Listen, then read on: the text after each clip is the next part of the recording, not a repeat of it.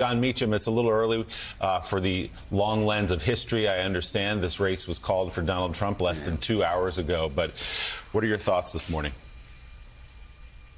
Well, you can't be for democracy only when your side wins. And I think the values and the principles that so many people have articulated over the past 8 years, and particularly since the post-2020 period, have to practice what has been preached. And I think what you see, certainly the feeling early on in the country, is that the folks who are worried about democratic institutions, lowercase d, are acting in accordance with those principles.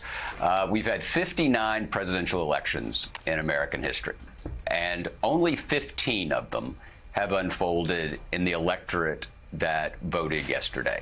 So more than 2/3 of our elections unfolded at a time when either women couldn't vote or black folks couldn't vote. Immigration was even more restrictive. So this is a long story. And what I would say, and Joe and Willie, we've talked about this a lot, and Mike, the question now is all our Republican friends who said, and I wish I had a quarter for every time someone said this over the last 12 months or so, is, yeah, I don't like the way Trump acts, but I liked his policies. You guys, second point, which I also want a quarter for, you guys exaggerate this whole guardrails thing. Well, now we'll find out. And if they were right, and I pray they were, and I don't say that lightly, I genuinely want to have been wrong, that the constitutional order was that this election result put it too much at risk. But now it's on those whom the country has entrusted power to prove that we were wrong. And look, the success of an incumbent Congress, the success of an incumbent White House is also the country's success. And so I think we take a deep breath. I think citizenship itself is about the hard work, as St. Paul said, and President Kennedy used in the coda to his inaugural address, being patient in tribulation. And there are a lot of people this morning who are waking up who feel that the world is ending. There are a lot of people waking up who think, okay, we're back on the right track. The point of America is that we should all be able to have those different views, but move forward together. And I'm not trying to preach here, but that's what democracy is. It's disagreeing and dissenting within a common vernacular. And the country's made a very clear decision.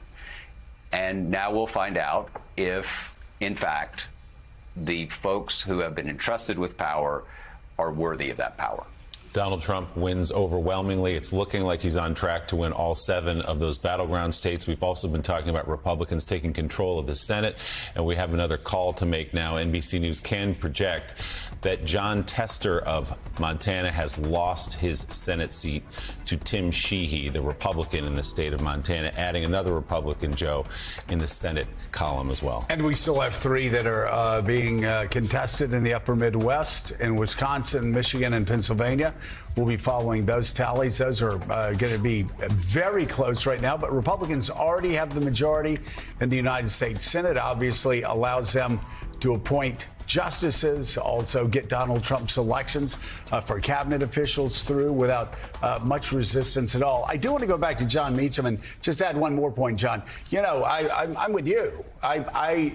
When over the course of this campaign, when Donald Trump said he was going to use the military to arrest Democrats, he was going to shut down CBS because he didn't like how they edited 60 Minutes piece, when his lawyer said he could use SEAL Team 6 to assassinate his political opponents. And everybody said, oh, he didn't say that. And then you'd show them the clip and they go, well, he doesn't mean it.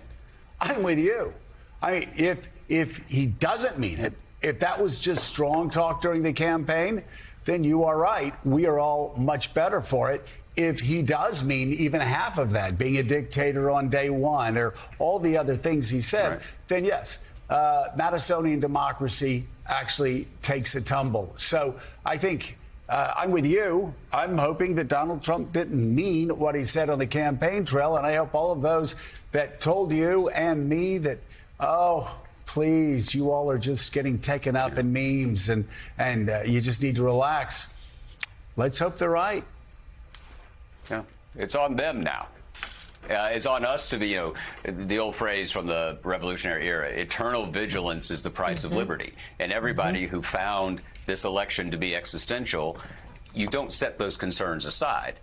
But what you do is you have to watch carefully, you participate in the arena, and the people, the remarkable number of our neighbors and friends who made a different decision now face a test themselves.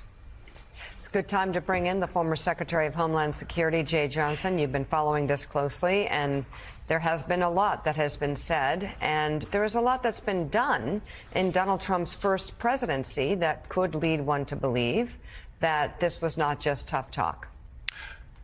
I agree. And I agree with what Claire said earlier, actually. Fear and anger won. He played to fear and anger, and that prevailed. I once heard John Meacham say that George Wallace's 19% in 1968 has now become the majority in this country. And, on a very personal level, I'm trying to figure out the words of encouragement that I give to my daughter this morning, who just 24 hours ago allowed herself to believe that a woman of color could be elected president. I don't know quite what to tell her. And the story of this election is what Julian was talking about earlier.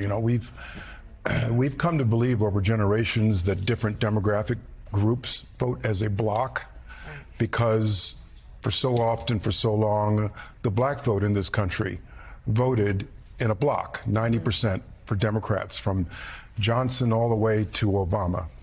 And that's just not true anymore.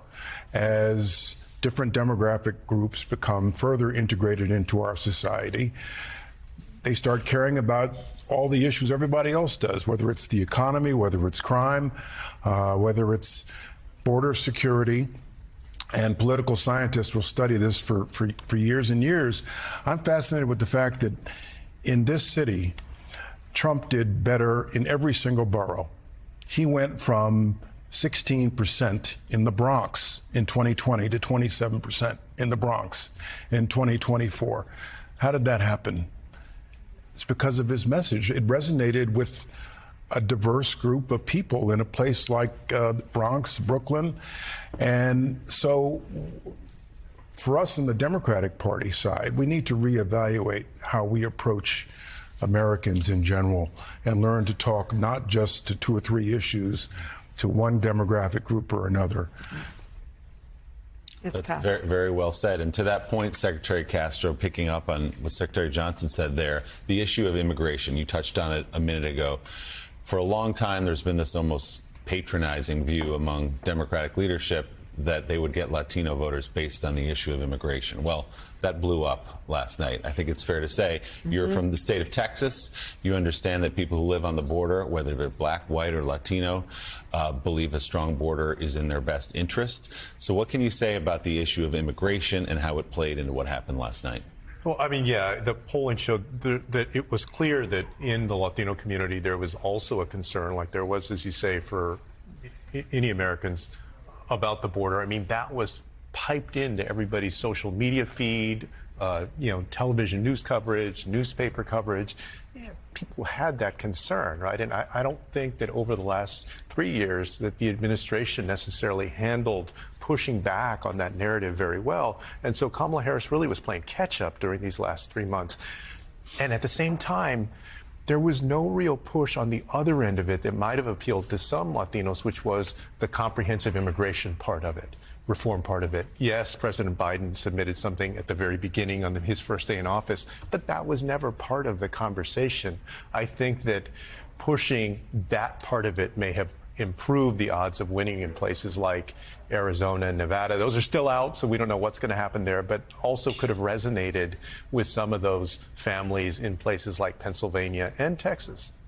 Mr. Secretary, you were just talking about trying to figure out what you're going to tell your daughter in a land where you think, and rightly so, that a campaign just concluded that was filled with fear and anxiety. And yet, the person who filled the campaign with fear and anxiety is going to be the President of the United States. And I would think, because we're all Americans, and we hope the best for this country, obviously, we would hope that he would do well in office. Now, he may not, but your daughter is the specific purpose of my question. What do you tell your daughter as an American father who has served his country well? What do you tell her to give her a sense of optimism or hope about the immediate future? I guess I say what Franklin Roosevelt said in his last inaugural address. The trajectory of our nation is forever upward. There are setbacks. It sometimes feels like peaks and valleys, but the trajectory is always upward.